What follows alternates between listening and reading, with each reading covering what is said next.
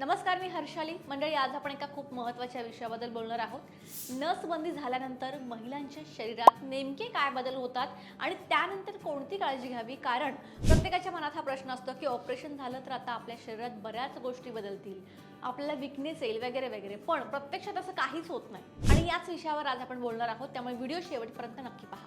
नसबंदी म्हणजे शरीरात बाळ होण्यासाठी असलेली नळी जी असते ती बंद केली जाते. त्यामुळे शरीरातील हार्मोन्सवर मोठा काही परिणाम होत नाही. मासिक पाळी सामान्यतः जशी तुम्हाला येत होती तशीच सुरू राहते.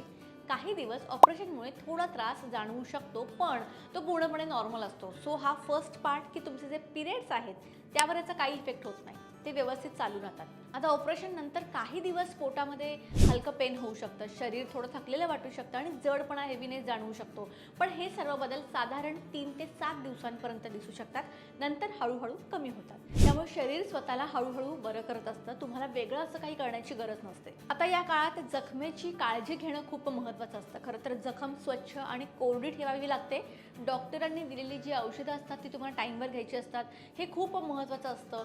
जखमेवर धूळ किंवा पाणी तुम्हाला जास्त लागून द्यायचं नसतं. स्वतःहून कोणतंही तेल किंवा क्रीम तुम्हाला वापरायचं नाहीये, कारण त्यामुळे इन्फेक्शनचा धोका वाढू शकतो. आता ऑपरेशन नंतर काही चुका अजिबात करू नका, जसं की जड वस्तू उचलणं, खूप धावपळ करणं किंवा जास्त काम करणं. हे सगळं तुम्हाला टाळायचं आहे.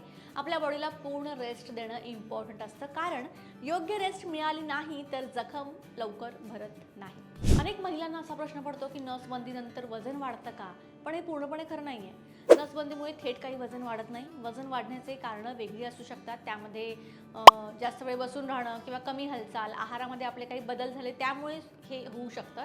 त्यामुळे याला ते ऑपरेशन बिलकुल जबाबदार नसतं. आता ऑपरेशन नंतर किमान 7 ते 10 दिवस विश्रांती घेणं आवश्यक असतं. या काळात हलकी कामं तुम्ही करू शकता, पण जास्त तुम्हाला शरीरावर ताण द्यायचा नाही आहे. हळूहळू शरीर पूर्वीसारखं नॉर्मल होऊ लागतं.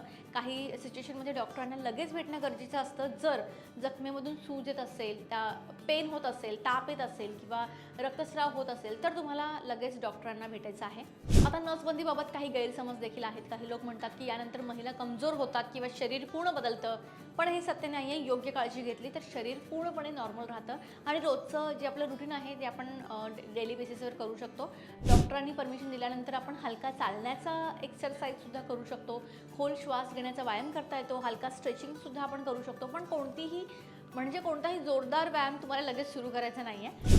त्यामुळे नसबंदी ही एक सुरक्षित प्रक्रिया आहे, पण त्यानंतर योग्य काळजी घेतली तर शरीर लवकर बरं होतं आणि कोणताही त्रास राहत नाही. आता अनेक महिलांच्या मनात हाही प्रश्न असतो की नसबंदीनंतर फिजिकल रिलेशन ठेवता येतं का? तर हो, डॉक्टरांनी सांगितलेल्या विश्रांतीनंतर तुम्ही नॉर्मल फिजिकल रिलेशन ठेवू शकता.